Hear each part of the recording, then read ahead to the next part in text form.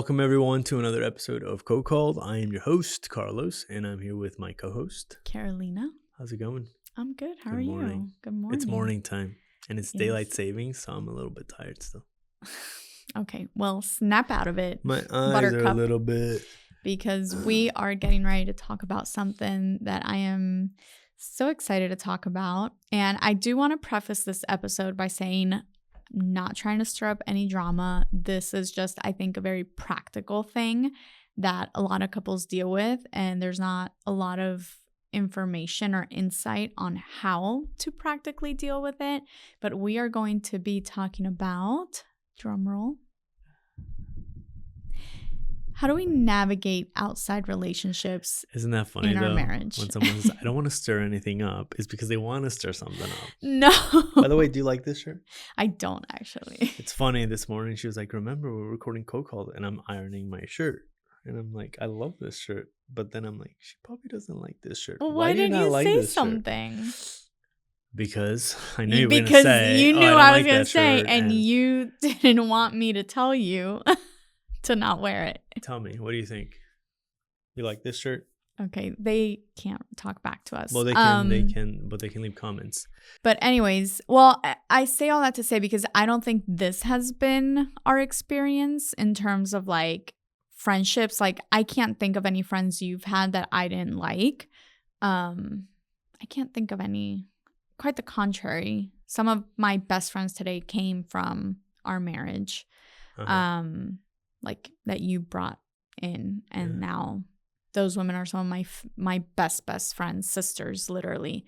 But I do think that this is something that a lot of people deal with, and like I said, not a lot of insight on how to practically deal with those deal with those situations. So.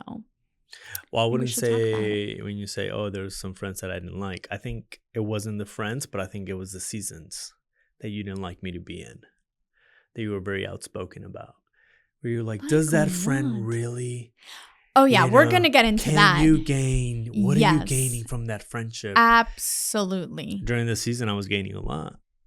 But I did not think we can talk about that because let's go there. We will go there. We can agree to disagree on that. Yeah, it's okay. Yeah. But anyways, let's go into it. Get into it. Let's go.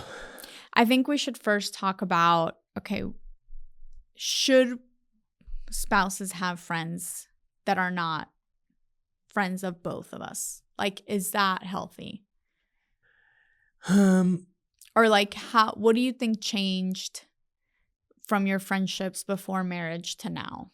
Because you have friends that you had before you were married that are still your friends now. How do you think those friendships changed? Well, you grow out of seasons and situations, and same thing with relationships. Right. There's friendships that you have during a season of your life where they're good for you, but then once you get out of it,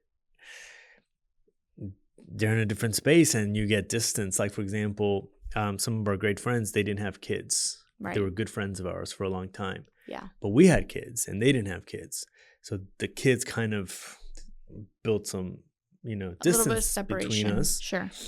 For a long time. Right. Where it came to the point where it's like, well, we haven't seen them in forever. Yeah, they thought, well, they don't like to hang out with us. Or they started venturing on their own. And then once they started having kids, it was like, okay, let's get back together. So I think when it comes to that, there are some friends that, I had friends when I was single that were married. Right. And I wasn't married. But for some reason, we were still friends. Like, we were a core group of friends. Right. So those friends, then when I got married, you came in the picture and now we all became friends. What's funny is I think a lot of those friends now, if nothing is going to happen to us, but if something were to happen to us, they'd 1000% take my side and be my friends. More than your friends. Back off. No, not true. I stand by that. No, but what was great and I think it was also healthy and organically natural that organically natural? I say organically purposefully because it wasn't something that was imposed upon one of us. Oh, you mean like our friendships that came in 100%. Like you organically came into the group and you were like just embraced. And I think it was the fact that I was so loved by that group of friends that they were so happy to find someone. Now, remember, I was with someone else. Yeah. So, so let's talk about that. Yeah. How did you bring me into your group, and what was the difference between your ex-relationship and myself? Because they did not like her. Well, here's a red flag that was with my ex-relationship. She did not like any of my friends. Okay. So this is a red flag for all of you guys.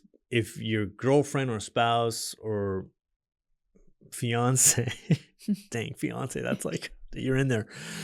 If they don't like your friends or your core group of friends, there's something wrong. And I think what happened with my ex, she was just insecure of all the girls in the group and honestly didn't like the guys in the group. Right. And it was constantly talking bad about them to where it was like, I love my friends. Like, these are my brothers, my sisters. Like, why would you constantly be? And that was, for me, was like, okay, I'm done. Yeah. And I was going to say, sorry to interrupt you there, but to your point, it's also important to see like, okay, yes, red flag if they don't like your friends, especially because the fruit of those friendships was good, right? So there's a difference between, hey, you're in a group of friends that the fruit is bad. Of course, I'm not going to like those friends. If you're out doing things that are not value aligned, then it's not a red flag. It's a good thing that this girl's calling you out and saying, hey, you deserve better than these friendships you have around you. That's a different story. But when the fruit of those friendships is good and you're the only one with a problem, now we've got a situation. But I think it's also important, like, you can't control. Right. Like, there's a sense of control that in a partner comes in where it's like, I got to control because it happens where let's say my ex could have pulled me completely away from my friends. Totally. And I could have like completely put a wall between me and them, and I never see them again, but I've decided to stick with her. And the problem was her. And that happens over and over again in a lot of relationships. How do you navigate that? Now that's the question for you. You don't end up with that person. But a lot of couples do. You've got to weigh. A lot of couples forget who they are and embrace the partner. Well, again, they lose their relationships. Okay, I think you have to look at looking at the fruit. Why is this person upset? What are the common denominators of why this relationship is not working? Is it a personality clash? Is it a value clash? Like, why does this person not like everybody else? And I think that's important to see. Exactly. Right? And I think it's important to weigh out the fruit of each relationship. Yeah. Okay, when I look at my friends who have known me for years, who have been in my life, who know me inside and out, because that was in your case the case, and you see the fruit of those relationships, these people are assets in your life. Yeah, for sure. And then you look at this relationship over here and she's the only one with the problem. And a lot of those things are coming from an internal wrestle within her. Yeah. Then, and then the fruit of your relationship with her is constant fighting, bitterness, resentment, you having to apologize. How do you feel at the end of the day with that relationship? And so I think that those are the questions I would be asking if I were in that situation. That's a great answer. To answer now your question of how you came into the picture, I think, again, it was organically. They embraced you. Right. All the girls embraced you. You clicked well. You embraced all of them. There was no question. There was no concern. It was just like we just became, and it was fantastic. And that's how now all of my girlfriends are now your best friends. Yes.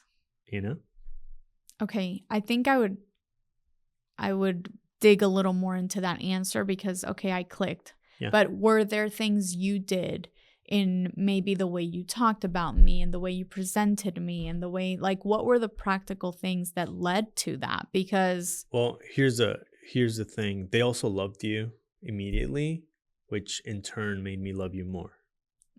because it was, oh, they're seeing all these great things in her.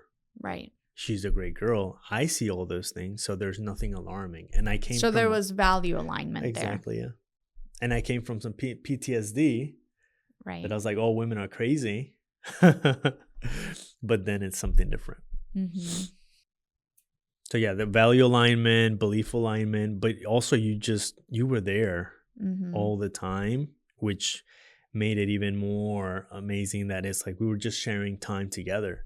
And even though sometimes, we would do our own thing, but as a group, you clicked and you were aligned even with their mentality. Right. On the love you have for God and the love you have for yourself and for people. And it was just different. Right. And on the contrary, you would speak well to me about them. Right. So that's how, our friends became my friends became our friends. Yeah, for sure. So I think for me, it was a little like you got along with all of my friends, but at that time, the season we met, most of my friends have been my lifelong friends. I mean, literally since I was rare. Like 12 years old. I tell you this, and I tell Carolina this, oh my, how can you have childhood friends that are still your best friends, like as an adult? Literally. That's a rarity. And so a lot of them lived in Dominican Republic, different places. And so you started meeting all of my friends kind of sporadically, and even into our marriage. Again, we only, between our dating and engagement was only 11 months and 6 months, so whatever, almost a year, or a little over a year and a half. And so it was short. And so you met everyone kind of sporadically, even into our newlywed season. But yeah, I think going back to that initial point of, it's not that I didn't like your friends, I just think not our core group of friends, but I think there were certain seasons where you hung out with certain people that I was like, this is not lining up with the person I see and the potential. And I've always been very much and can I also add the person you wanted me to be? Yeah, the person I wanted you to be, for sure. I've always been of the mindset that, and perhaps why I have like lifelong friends, of that quality over quantity. And so the people that I want around me, Elena Cardone talks about this all the time, but like, it's about having assets. Like if you're a liability, I don't want you in my life. If we're not value aligned on certain things, and I'm not saying that we have to be the same. No, but like, I don't do drugs. I don't want people that do drugs around me. Exactly. I didn't have people do drugs. I don't know, and they weren't doing drugs. But like, I'm not a party girl that's like going out to the club and bashing my husband. I don't want those type of people around me, because you really do become a sum of the 100%, the sum of 5 people closest to you. And so for me, I just felt like I saw you being a leader. I was wanting you to be having other conversations, other things. And I felt like for a season, the things you were doing for fun, to hang out, it was just like not it for me. Like, I'm like, hi, there's this whole other group of guys over here who are already where I would love for you to be. Why don't you hang out with them? Why don't you find some of those interests? Why don't you invest in some of that? Especially because at that time, we didn't have a lot of time. Like today, you don't have a lot of time. And so for me, the little time that you do have, especially in that season with small kids, is so precious. And so that output needs to be value 100%. But I think, again, you go through seasons of life. In life, that time was a tough season in my personal life. We had a diagnosis. I was traveling all over, very little time. You were acting like a crazy person. I'm kidding. But he's not. But remember a few podcasts ago when we had Eddie and his wife on the show, Giselle, Eddie and Giselle, and you mentioned, again, I prayed him up instead of nagging him down. Yeah. I think that had a lot to do with it too, where you just let me be. Yeah, I did. And I knew that's what you needed. I needed to forget. I needed to have a good time. It doesn't mean I felt good through it. Exactly, yeah. But I would have parties at my place. Guys, it was so annoying. I remember one night, I'm like with Amelia wasn't I don't care there if you yet. think it were annoying, but I loved it. And it was a good time. And I'm upstairs in our bed with, Nico and Bass were so tiny. And Carlos is downstairs acting like a proper frat boy. Like, and I get it. You didn't have that phase. And I think that was part of it too. Part of my understanding was like, wait, he never had the party guy phase. Like, I did the thing. I didn't know Jesus till in my early 20s. And so I had the party girl phase, which is why now I'm like, I don't need party girls around me because it just leads to nothing good. It'd be weird if you had party girls around you. But I was like, he never had this. He never got the chance to like do the house party thing and the drinking and the whatever and the, and now we've got this really cool patio and he's inviting the guys over. But I remember this one night I was laying there and I'm going, oh my God, it's like midnight and he's literally downstairs like singing and and they weren't doing anything bad per se, but it was just like, we're having a this great baby time. is waking up. He's downstairs and he's just sloppy. And that's the word that just kept coming up. I should always say, don't get sloppy. And that's the word that like would just keep coming up. Like, he's sloppy right now. And that would really bug. Wow. I'm like feeling all those emotions. Calm down. Calm down, girl. But like just the sloppiness. Yeah. And of like the people around you, what you're doing. Like, I'm like, bro, go have a cultured conversation. Like, why are you down there like. Go be with the lawyers. Like, just like, what are you doing? And here's the thing. But I did give you a lot of grace in that season. You did. And I loved it. And honestly, I think I appreciate it and I thank you for it because it's something I needed during that time. I was the leader among this group. Yeah. Like, it wasn't like I was looking up to anybody. Now, I loved all of them. Yeah. They were great guys, very special in my life. And honestly, we weren't doing anything bad. And I think, and let me point this out. I had nothing against the guys. Like, they are all great. Sweet guys, family guys. Like, there wasn't anything wrong with them. It was, for me, I was the problem. Yes, you were the problem. For me, it was just like, it was upsetting me that that's how you chose to hang out on a Friday night with the little time that you did have. Like, that's the part that went in my head. And again, I'm a fixer. I'm a doer. I'm a goer. So for me, I'm like, you could be studying a skill. You could be doing all these things. You could be thinking, you could be working on your side hustle. You could, like, there was so many other things that in my head could have been more of a valuable use of that time. But going back, understanding that you were in a season where that's what you needed. And even though it upset me, and I think that's where we started using a lot of those like I statements, like this is how it makes me feel. This is the story in my head, and not accusing you. Yeah. But because again, it was that like I didn't have anything, against the guys. It was just the situation. Yeah, for sure.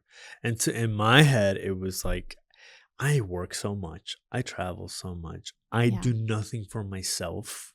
I need this. Let me do this. You just needed fun. You needed And it was play. only like 3-4 hours once a month. Right. And honestly, all of us in the same group needed it. I was the one that made it happen. Yeah.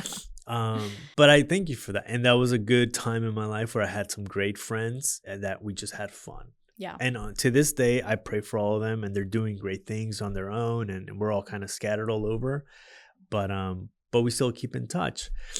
But I understand now and I'm like, well, now I'm in a different phase. Right. I can't keep doing the same, partying in the same, because my time is so limited. Even like now that I'm an entrepreneur and I have my own business and we have all these different people in our network, like I get invited to like, you should come out to this, you need to come out to this, there's gonna be this, and I'm like, man, I would love to, but at the end of the day, what is that gonna do for my ultimate goal? My ultimate goal is the legacy I'm building, the kids, my wife, my family. The little time I have, I need to give to the people that matter to me. Friends are great and friends are gonna be there your whole life. but what are they doing for you during the season of your life then? Yeah. And you're right. Like, now I see what you were saying about, like, you could be having a conversation, you could be networking with so and so and building this and building that. Now I'm like, man, that is so important and so valid, and it was like, if my time would have allowed me more, maybe it would have been like, oh, I could party, but I could also network and I could also do this, but I didn't have any time. Yeah. Having the respect from your side to be able to be like, well, I can hang out with my friends and that's okay. Now, it did cause a few fights here and there because it was me like, just let me do this. It's not like I'm doing anything wrong. Right. But it was never the case of like you seeing it that way. You always saw like you could be doing so much better. And not saying about the people, but saying about me. I could be doing so much better. But guys, I had money. I could do this. We had a great house. Like, it was a phase in my life. And you're right. I never had that frat boy, that party time. Like, and I get it. I didn't have it. So now I say, your flesh was like, please, I need this. Done. Yes. But talking about friends, I also think that in marriage, when you have friends that are separate, it's a good thing. Oh, for sure. I think it's so healthy. I think it's healthy for me to have friends that aren't friends with you. Right. And vice versa, especially guy friends, of course. Now, here's a question. I was going to say. Because there's this other podcast I was hearing, and they were like, is it okay for the spouse to have a best friend of the opposite sex? Absolutely not. Absolutely not. No. That is. No. No. Why? Are you mocking me right now? Or are you being serious? I'm serious. Okay. Because I think that boundaries get blurred real quick, especially if your foundation is not strong. Yeah. So, for example, your marriage foundation.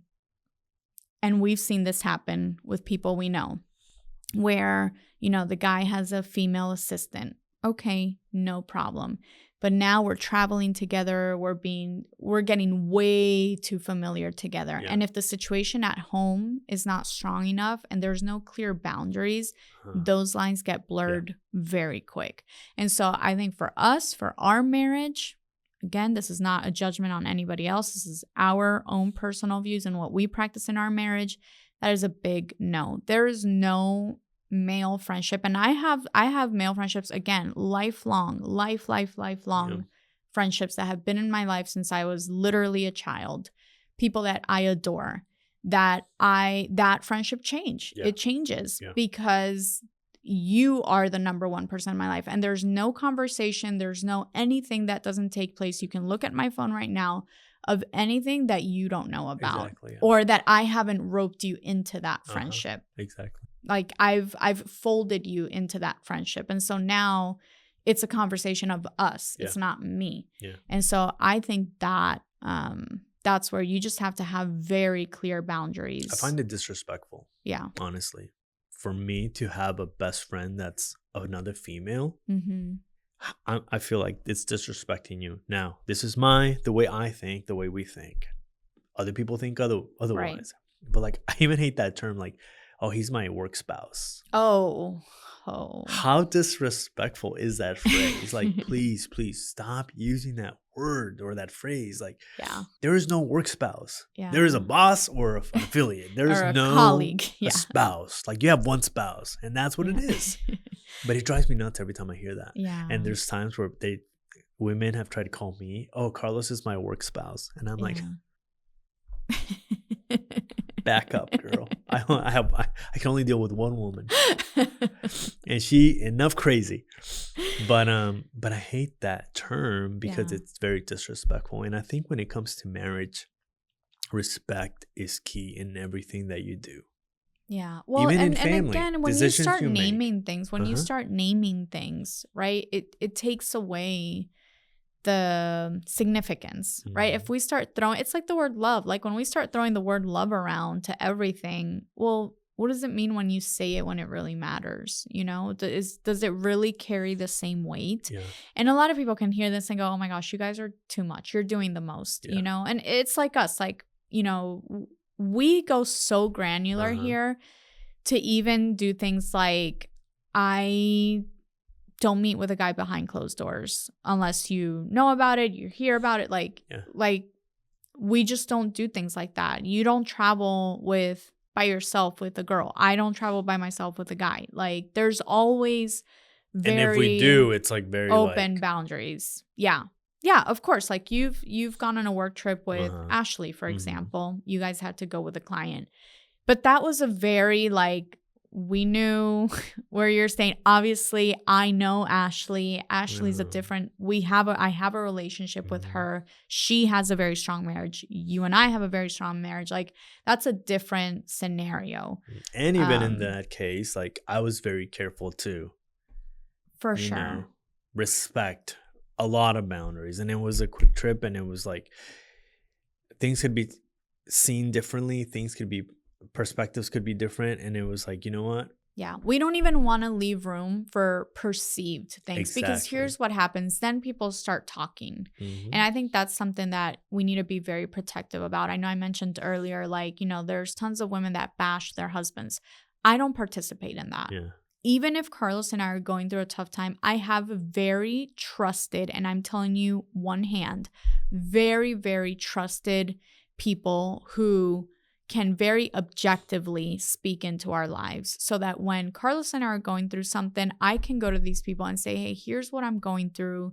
That people that I know respect him, love our marriage, are for us, that I can go and say, how do I deal with this? Can I get some advice? Can I get prayer? Can I get insight on how to navigate this challenge right now in my marriage? That's a very different conversation than to just open my mouth and bash people. Like some people don't know about monitoring spirits, and it shows. Like you guys need to stop bringing down and speaking death over your marriage like that. Exactly. That's not cool. And so imagine now doing that with someone of the opposite sex who's now, you don't know this person's interest in you and your marriage. Are they for you? Are they looking for a way in? And now they have the way in because now, well, let me be the opposite of what this guy's doing so that I can come in and slid in there. Like, guys, the devil is so sneaky, and we have to be so on guard because it starts so small. It starts so innocent. Yeah. And man, I'll tell you, like when you're in a vulnerable state, and it's very easy for that sweet talk to come in there and just start manipulating. The thing is that it starts with changing little mindsets, but then the mind goes to the heart, and then the heart leads to actions. And so, sorry, I don't know where I landed with all that. I went on a huge rabbit trail, and I feel like I lost you. I lost you. I left you behind. No, you didn't. But we were talking about boundaries. No, I think boundaries with friendships are very true. And again, if there are friends, now let's talk about friends that talk bad about your spouse. Let's say. Oh no, unacceptable. It's very easy for a friend to be like, oh, she's so uptight, or oh man, come on, and then you start. Have you had that happen? It's happened. Yeah. Oh, interesting. Yeah. Okay. And it's happened where it's just like things like, oh man, I don't know. For example, this is all the time, right? True example. Anybody, true example. Hey, dude, let's get together Friday. All right, let me ask the spouse. That's my generic answer. All right, let me ask the wife. Let me ask Carolina. Okay. And there are sometimes comments where like, man, you're so whipped. Or seriously? Oh, like, I wear that as a badge of honor. And it's not. And honestly, if people think that I am whipped or whatever, I'm like, it's okay. Yeah. Because that sounds like a them problem. Yeah, exactly. Because it's not that I'm here asking you permission, like, hey, can you let me go out with my friends? But it's like, hey, I want to meet so and so on Friday. Would it be cool if I'm there? It'd be from 7 to 9, 7 to 10. And be like, well, we do have Friday movie night, and remember, you haven't been at home for the last whatever. I'm like, okay. So immediately my text is like, I can't do this Friday. How about Thursday or next week? Right. But it's not like she's like, no, you cannot hang out with. And again, at this point, it's like, I know who I'm going to spend my time with. So I don't Right. think you're worried about who is Carlos with. Oh, no. On the contrary, I think there's been situations where it's like, you should go, and vice versa. Like, I'd be like, you should go, you should do. But I've had to defend, not your honor, but I've had to defend my situation, my intentions, where it's like, no, my wife doesn't control me. We are accountable to each other of what we do. Isn't that crazy though, that just the mere thought of you being considerate of me and our family is seen as a negative thing, is you being quote unquote whipped. Like that's insane to me. Like how far we've gone from the family unit being most important. Yeah. But it's so funny because I do have some friends that, oh, you're so whipped. And then on the contrary, I have other friends that are like, okay, yeah, let me ask too. Or let me see where we are, or let me see what we're doing. So it's kind of one of those boundaries or balances where you're like, okay, what are you going to do? Who are you going to pick as a friend? Who's going to influence you? Earlier we said you are who you hang out with. Yeah. That is a fact, you know? And it's proven. Like there's these sayings where it's like, if you hang out with 5 millionaires, guess who the 6 millionaires going to be? Right. You know? And it's true. Like it rubs off. Yeah. The way people behave, what people are drinking, what people are saying, the language they're using, it filters down, and before you know it, it becomes a part of your essence. And now you are speaking the same way, eating the same way, talking the same way. So we have a client, Vitor Belfort. He's a retired MMA fighter, right? Love Vitor. I would say he's more of a friend than a client. That's true. I'm sorry, Vitor. I love you. But Vitor says 3 things. He says, you are what you eat, you are what you think, and you are what you... What's the other one? But he always says, like, you tell me who you're around with, and I'll tell you what you're eating. Tell me who you're around with, and I tell you your workout lifestyle. Like, are you hanging out with people that are disciplined, that are going to the gym, that are eating healthy? You are eating healthy. You are working out too. So it just goes down with character as well. And the friends you are around, the friends you let in your life, the friends you guys let in your marriage will determine who you are going to be like as a couple.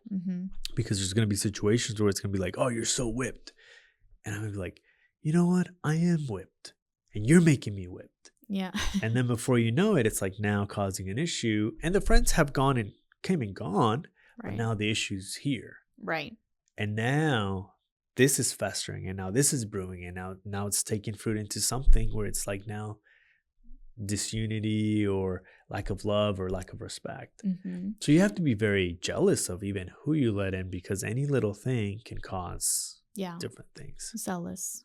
Yes. I was gonna bring up that I think just as dangerous as like bad friendships, no friendships is also dangerous. Yes. There's so many couples that live in these silos, and I think that can become very dangerous for several reasons. One, I think if you are not allowing people in, and you guys, you know, there's problems, or there's a bad foundation, or I think it's breeding grounds for toxicity, or however, toxicity. For toxicness. For toxic relationships. But I think that's where, you know, those silos, those people that have no friends, it's like, dude, you guys we're not built to do relationship like that, like, or to do life like that. We're built to do life in community. And that really includes allowing people in and around you. And, you know, there's a lot of people that said that I've heard some women say things like, I don't need friends. I'm picky with I just need my spouse, this and that. And I'm like, no, you have a girl problem. You need to learn to be a friend. Yeah. You don't have friends because there's something inside of you. If you don't have one girlfriend, 2 girlfriends that you can't have in your life to speak into you, to mold you, to teach you things, to like, those adult friendships are so important. And it's community. It's We're community, meant to do community and it's with also others, important for you to find yourself, like do things outside of you. That there are things that only friendships with other women as a woman can feed and can nurture.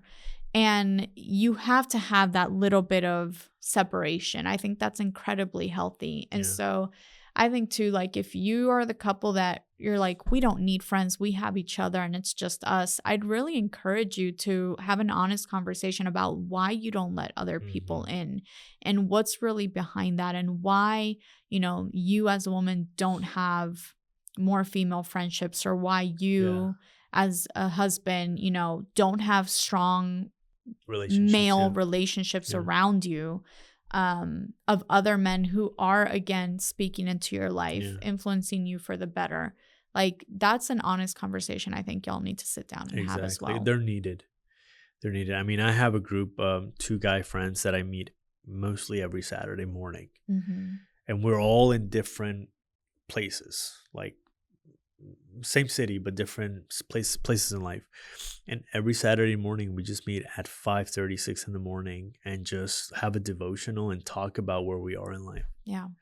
And it's so healthy. Like, I come out of it and I'm just so happy because I have friends that are praying for me, that are looking out for me as men, that are encouraging me and pushing me, where I can go home and now be all in. And it's like, well, how do you find these? You know, the other day I was at a men's group and we were having cigars. I love cigars. And we were having cigars and a whiskey, and we were sitting at the cigar bar, and all of them are entrepreneurs. All of them have their own businesses. And honestly, the conversation we had was about parenthood.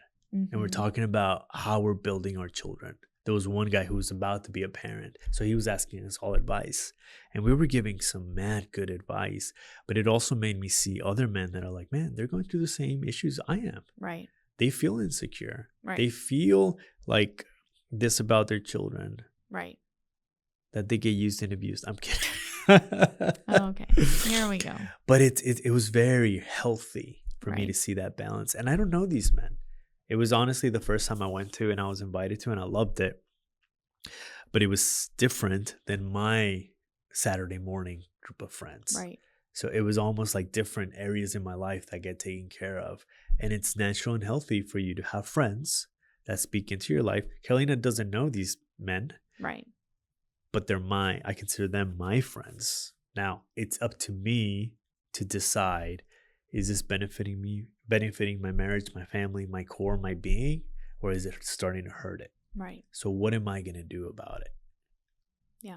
So I think we've talked plenty about friends, picking relationships, no friendships versus a lot of friendships, too much friendship sometimes, very little family time.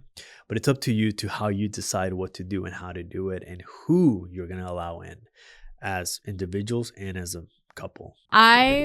Let us know about your friendships. How do you navigate friendships? I'm thinking through like a fun poll we'll put on our Instagram. But anyways, thank you for hanging out with us today. We hope this conversation edified you and gives you a conversation starter for your own marriage tonight whenever you hear this episode. And until next time. CoCalled.